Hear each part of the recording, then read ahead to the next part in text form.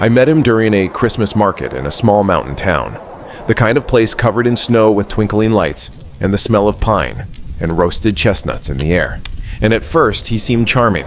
attentive, everything I thought I wanted in a holiday fling. But there was something about the way he smiled that made my stomach tighten, a flicker of something darker behind his warm eyes, something I didn't understand at the time. We spent the evening walking through the market, sharing hot chocolate and laughing. But as the night grew colder and the streets emptied, I realized I couldn't remember how we ended up at a narrow, dimly lit alleyway, far from the crowds, the festive music now replaced by the crunch of snow under our feet. And when I asked him where we were going, he only smiled, that same unnerving smile, and said, "It's a special place I want to show you." I hesitated, trying to convince myself it was harmless, that I was overthinking it. But when we reached a small, abandoned cabin tucked behind the trees, I noticed the door was slightly ajar, and inside, the faint smell of smoke and something metallic hit me, making my stomach twist. And then he locked the door behind us with a soft click that sent a shock through my body. The room was small, barely furnished, with a single table in the center, and on it were photographs, my photographs, from social media, printed and spread out neatly,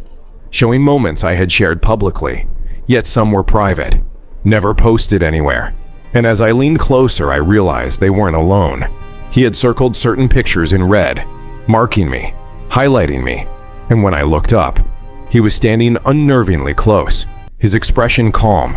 but his eyes cold, calculating, and I realized with a horror that I had underestimated him entirely. I tried to reason with him, telling myself he was joking, that this was some twisted prank, but the way he moved closer, slowly,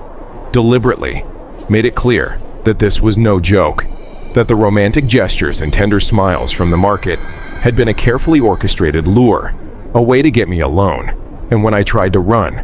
I found the door jammed, the lock unyielding, and the windows frosted over, giving me no way out, leaving me trapped with someone who had studied me, obsessed over me, and now had me exactly where he wanted. The hours that followed were a blur of fear, confusion, and desperate attempts to reason with him, all while I realized that the idyllic holiday romance I had imagined was nothing but a trap,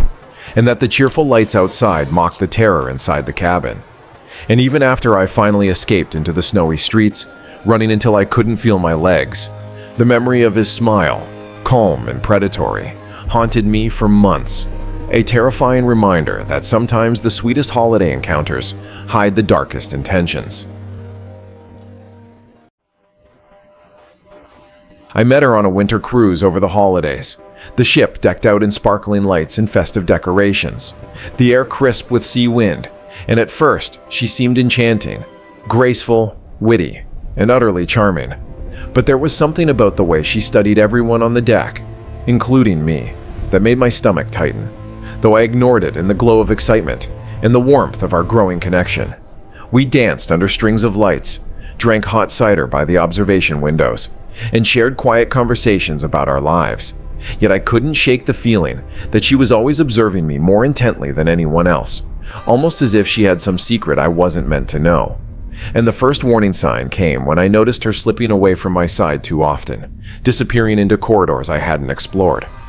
Curiosity got the better of me, and one night I followed her to a lower deck, where I discovered a hidden hallway blocked by a heavy metal door, slightly ajar, and the faint light inside flickering strangely. Inside were rooms filled with photographs, not of scenic ports or sunsets like you would expect on a cruise, but of passengers, many I had seen on board,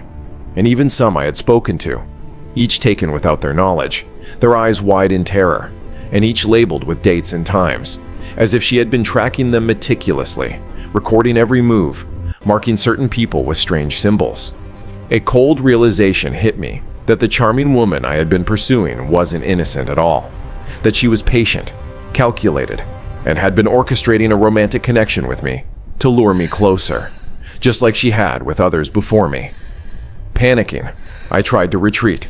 but the door slammed shut behind me with a force that knocked me off my feet, and when I looked up, she was standing there, her smile warm, but her eyes void of humanity, calm and predatory, and she told me softly, "You're mine now," as if I had no choice. I scrambled for a window for any escape, but the room was locked, sealed, the walls closing in psychologically as much as physically, and I realized the cruise was no longer a celebration. It was a trap,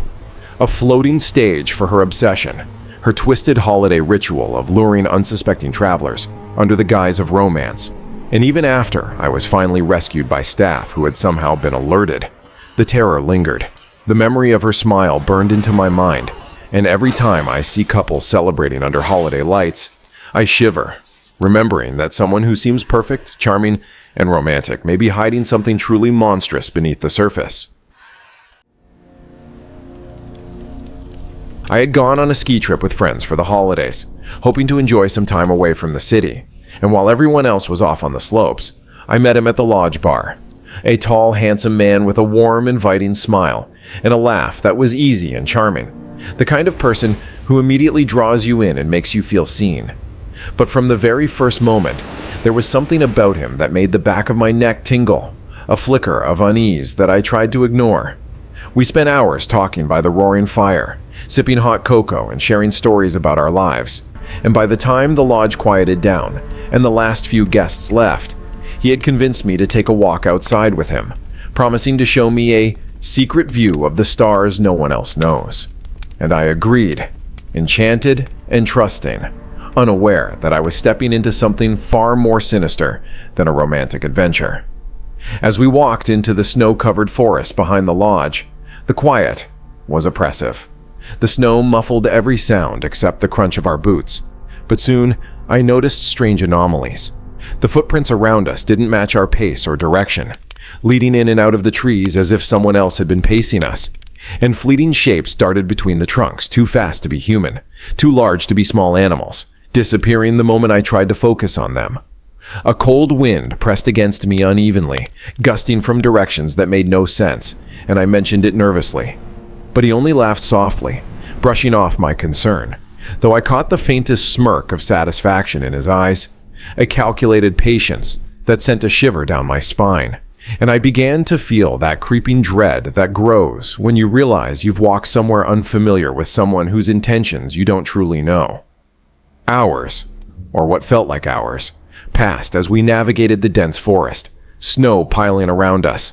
and suddenly he stopped, smiling that unnerving smile, and led me to a small abandoned cabin, half hidden by the snow, its windows frosted over and its walls dark and weathered.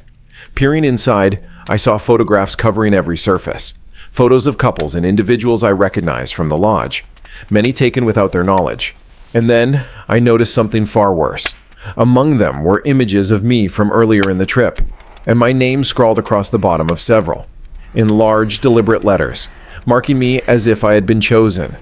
Panic surged, and I turned to leave, but he stepped closer, calm, composed, blocking my path, and whispered that I couldn't leave until the night's ritual was complete, referring to the walk, the conversation, the laughter, in a tone that implied he had meticulously orchestrated every moment to bring me here, to trap me in a nightmare disguised as romance. I ran blindly into the deep snow, the cold biting through my clothes, my boots sinking into drifts, branches scraping my arms and face, hearing his voice behind me, soft yet commanding, calling my name over and over, as if he were everywhere at once, tracking me through the forest. It took me what felt like an eternity to reach the lodge lights, trembling, gasping, disoriented, and when I finally burst inside, the warmth of the lodge did little to calm the terror, because in the days that followed, photos began appearing on my phone, taken from angles I could not have imagined, showing me walking alone in the snow, smiling, unaware, and in my dreams, I would see him standing at the edge of the woods, watching, patient, waiting for the next holiday when he could strike again. And I realized with a horror that some people, some encounters, are not what they seem, and that the magic of holiday romance can sometimes be a lure for something calculating, obsessive, and utterly terrifying.